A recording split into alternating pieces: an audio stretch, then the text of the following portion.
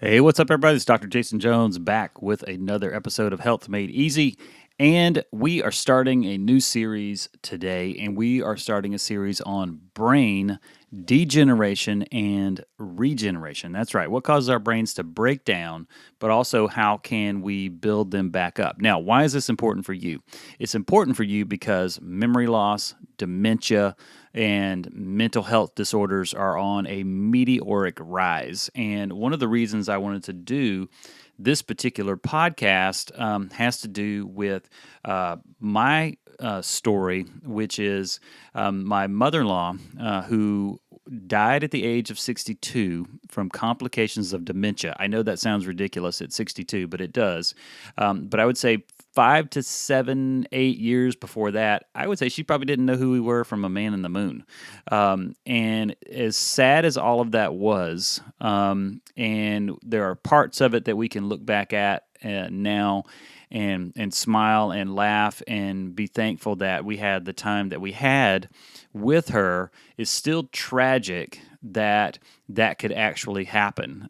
Because if you look at some of the literature, they will tell you that age-related memory loss is a myth, meaning it shouldn't be happening. But we live in a cause and effect universe, so there is a cause, there is a reason why these things happen. And what we're going to talk about today, and there's no way that we can cover this whole topic, in the size of the podcast that we do. We're going to try to cover as much as we can over the next 4 or 5 podcasts with this. But today, what I want to talk about is I want to talk about what causes the brain to degenerate.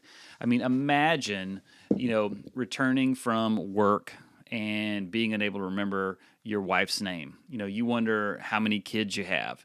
Your dog looks at you, and you're like, I didn't know we had a dog. It sounds strange, but that could happen when your brain begins to degenerate. So, what is brain degeneration, or what we call neurodegeneration? Well, the word neurodegenerative is derived from 2 words. Neuro is for brain, and degenerative basically means breaking down. So neurodegeneration is the progressive breakdown of both structure and function of the neurons, or the nerve cells, present in the brain. So basically, the brain is made up of about 86 million nerve cells, and these nerves connect with the brain in more than 1 trillion different connections throughout the body.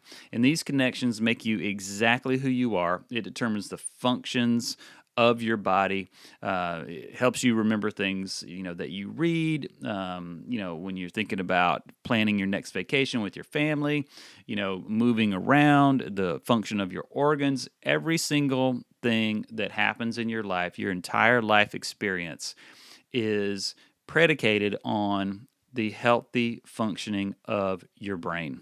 So when there's miscommunication between those brain cells, it could cause the brain to degenerate, which can lead to losing intellectual function as your brain gradually deteriorates. And the effects are evident in things like memory, speech, and actually spatial skills, or in other words, knowing where you are in space and time. So like we talked about just previously, when your home starts to feel more like somebody else's place, it certainly could be a sign of degenerative brain disease. The bad part is that the disease worsens over time as the neurons in the brain begin to die. And the reality is that by the time you notice it, and by the time others notice it, which they'll probably notice it before you will, we're already way, way, way down the road.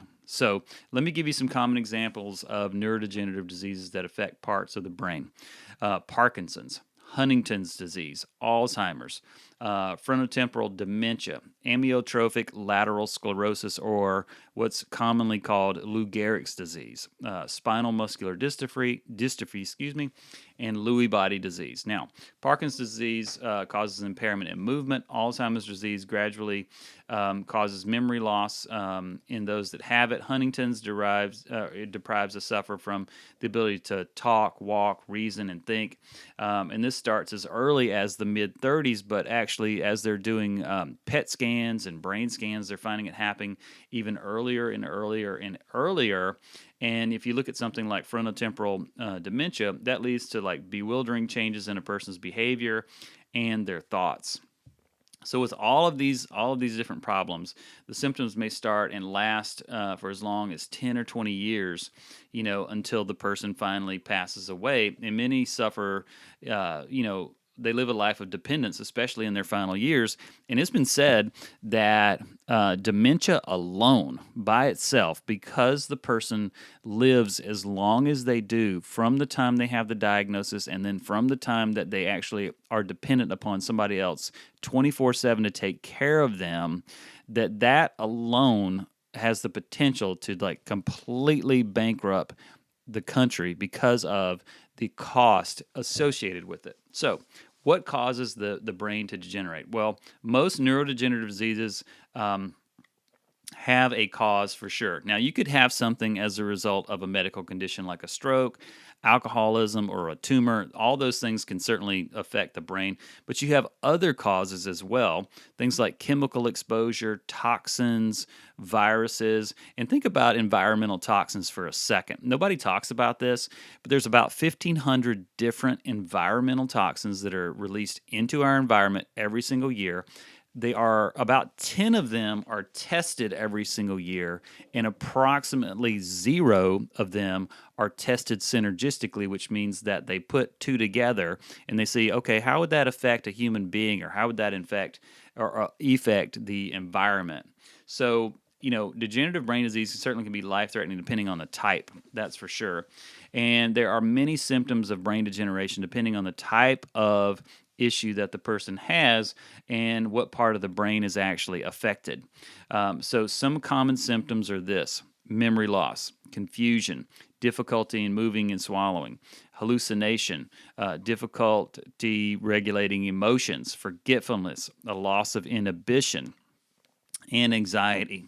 So these symptoms of neurodegenerative diseases tend to become worse as the disease progresses, and there are a chance for new symptoms to actually come up as well.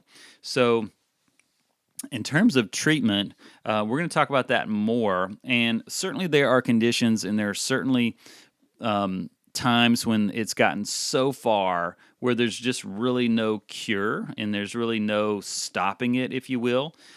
So that's why I implore everyone to protect their brain. And the treatment measures, that are available are typically just targeted around improving symptoms, which is great, but if it doesn't solve the underlying problem, then we still have a problem. And there are other ones that certainly will increase mobility, which for some people that's going to do really well, or also maybe even relieve some sort of pain or discomfort that they have. So I hope this set the stage appropriately for this.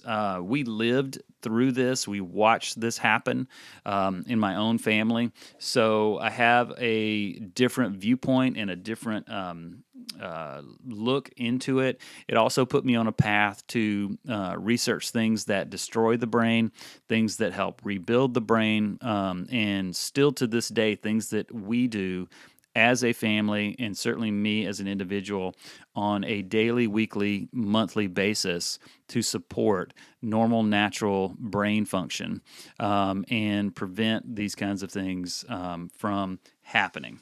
So I hope this helped you. This is Dr. Jason Jones signing out. I want you guys to go out there, be well, protect your brain, and we will talk soon on the next podcast. See you later. Bye-bye.